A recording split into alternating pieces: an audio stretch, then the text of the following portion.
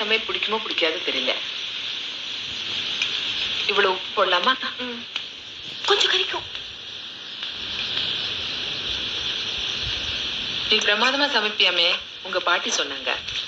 அரை மணி நேரத்துல 50 பேருக்கு விருந்து வச்சிடும் என் பேத்தின்னு. ஆனா இந்த ரிஷிக்கு சாப்பாடுல அக்கறையே கிடையாது. எப்ப பார்த்தாலும் படிப்பு, மியூசிக், இல்லைன்னா அவனோட கம்ப்யூட்டர்.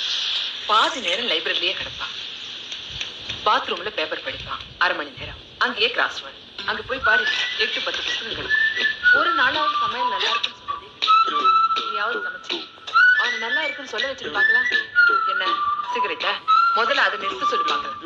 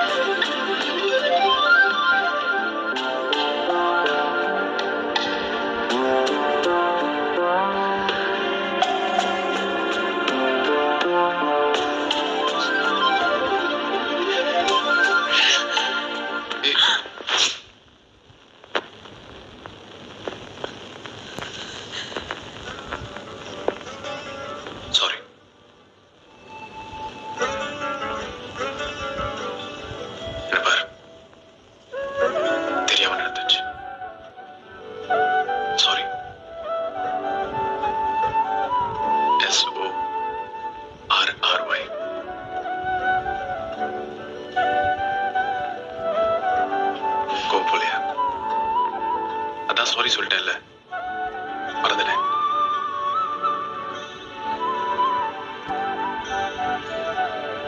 நான் ஒன்றும் மோசமானவன் இல்லை,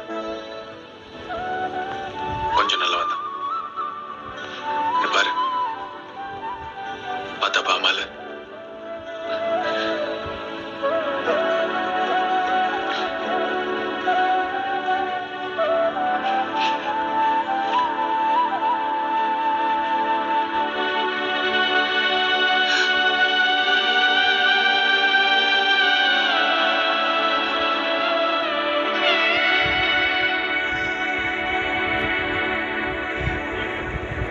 என் சீஃப் டாக்டர் சந்திரமூர்த்தியை பார்க்க போகிறோம். நாங்கள் இந்தியன் மிலிட்ரிக்கு நிறைய கம்ப்யூட்டர் சாஃப்ட்வேர் செய்கிறோம், நிறைய confidential matters coding and decoding செய்கிறோம். அதனால எங்கள் டிபார்ட்மெண்ட்டில் வேலை செய்கிறவங்க, அவங்க குடும்பத்தில் இருக்கிறவங்க எல்லாருக்கும் செக்யூரிட்டி கிளியரன்ஸ் தேவை. அதான் அவனை என் சீஃப் கிட்ட கூப்பிட்டு போகிறேன். நான் சொல்கிறது புரியுதா?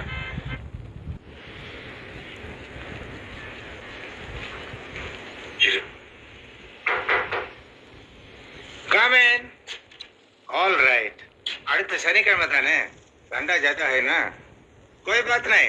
I will be there in Kashmir. 2-3 நாள் போதும். எந்த கிரிப்டோ கோடா இருந்தாலும் சரி.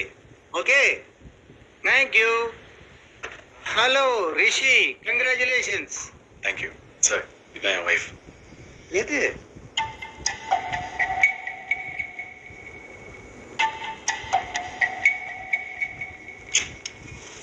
ஏன் இங்கே நிற்கிறேன்? நீங்க தானே இருன்னு சொன்னீங்க. சரி, இவ்வளோ. Come my girl. ரிஷியோட சீஃப் நான், ஆஃபீஸில் மட்டும்தான். பேரு சந்திரமூர்த்தி. ரிஷியை கட்டிக்க ஒரு அப்பா பொண்ணு கிடைச்சிட்டா. Sit down.